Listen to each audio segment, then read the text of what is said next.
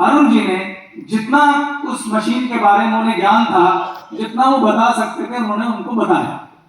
Finally जब भाभी की फिर भी बहुत सारी शंकाएं रह गई, तो अरुण जी ने कहा कि हाथ कंगन को आरसी क्या, पढ़े लिखे को फारसी क्या, तू कपड़े लेके आ, मैं धो के दिखाता। तो भाभी ने बड़ी शंकाओं के साथ एक कपड़ों का लॉट दिया। अरुण जी ने मशीन चलाई, कपड़े धुले, और जब कपड़े धुल के बाहर आए तो भाभी जी के, गीता भाभी के आश्चर्य का ठिकाना नहीं रहा, क्योंकि जितने साफ कपड़े वो धोती थी उससे भी ज्यादा साफ कपड़े थे। तो बड़ी हैरान और बड़ी अचरज में, बहुत खुश, बहुत एक्साइटेड। उन्होंने कहा आपने तो ये कुछ जादू की चीज ला दी मुझको, यानी मुझे कपड़े धोने ही नहीं है, खाली एक बटन दबाना है और चाय पीनी है और कपड़े धुल के बाहर आ जाएंगे, खाली रस्सी में डालने हैं।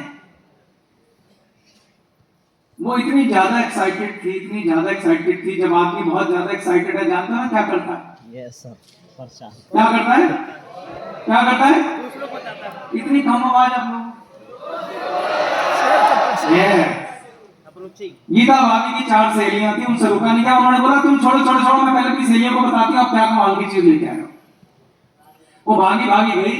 उनका एक ग्रुप था सहेलियों का, 4 और 5। उनको खूब एक्साइटमेंट लगता है कि मेरे पति ने तो कमाल ही कर दिया, करवा चौथ पे तो कुछ दिया नहीं, पर जो अब दिया वो सारे करवा चौथ का पार लगा दिया।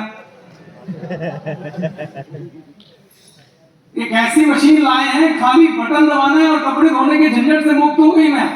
पूरी एक्साइटमेंट में उन्होंने पूरा अनुभव शेयर कर डाला कि ऐसा हुआ, ऐसा हुआ, ऐसा हुआ। अब वो सहेलियां की बात कहाँ, जब वो उसने अपने पति की बात पे विश्वास नहीं किया था तो उस पर कहाँ करती हो। तो उन्होंने कहा चल दिखा हमें। तो वो कह रही अच्छा तुम्हें ऐसे विश्वास नहीं आएगा, मैंने भी उनकी बात पे विश्वास नहीं किया था, तुम्हारे तुम अपने अपने कपड़े लेके आओ, मैं तुम्हारे कपड़े धो के दिखाती हूँ। तो जब वो घर आई तो उन्होंने, गीता भाभी ने बोला एक बार आप इनको मशीन के बारे में समझाओ सारी बात। तो अरुण जी ने उनकी सहेलियों को भी पूरी बात समझाई, सारा कुछ बताया। जब अरुण जी ने सब कुछ बताया तो उनकी सहेलियों को विश्वास नहीं आया, तो फिर उन्होंने उनके लॉट को धो के दिखाया। जब लॉट को धो के दिखाया तो वो सहेलियां भी बहुत हैरान हो गई, और उन 4 सहेलियों में से 2 सहेलियों ने कहा कि जीजा जी हमको भी ये मशीन दिलाइए, हमको मशीन खरीदनी है। अरुण जी ने कहा ठीक है, मैं अभी सेठ जी को जानता हूं, ले चलता हूं। वो उन दोनों को ले गए और वहां पर उस दिन सेठ जी की 2 वॉशिंग मशीन बिक गई। एक मशीन 6000 रुपए की कीमत, और अरुण जी की वाइफ गीता की सहेलियों ने 2 मशीन खरीद ली। अब सेठ जी बड़े हैरान और परेशान।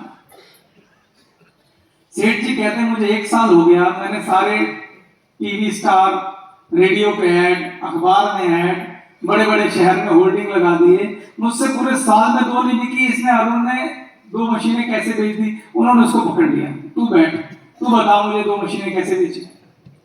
अब अरुण जी ने कहा जी मैंने इसमें कुछ नहीं किया, मेरी कोई सेल्समैनशिप स्किल नहीं है, ये तो मेरी वाइफ गीता ने 2 मशीनें बेची। अब गीता जिसके पास कोई सेल्समैनशिप नहीं थी, कुछ नहीं थी, उसने कैसे बेच दी। तो फिर अरुण जी ने पूरी बात सेठ जी को बताई कि ये हुआ, ऐसे ऐसे हुआ और इस तरीके से बिक गई।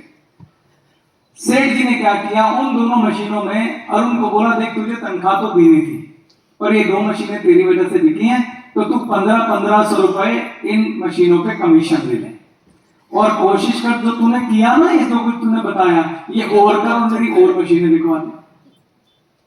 तो अरुण जी का भी दिमाग चलना शुरू हो गया। अरुण जी ने कहा ठीक है सेठ जी, हर मशीन पे 1500 पक्के हैं? कहते बिल्कुल पक्के हैं। अरुण चले गए घर को। अब मेरे प्रश्न है आप लोगों से, कोई बताएगा? कुछ माइक मुझे ये बताइए आप लोग, ऐसे 2 लाख रुपए का चेक अरुण का है।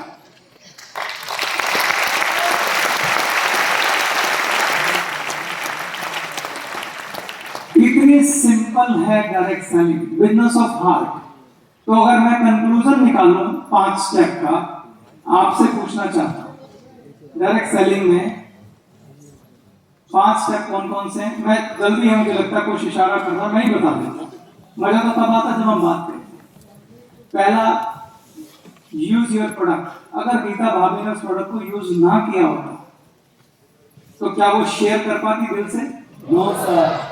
तो यूज योर प्रोडक्ट, ये बहुत इसेंशियल पार्ट है हमारे बिजनेस का।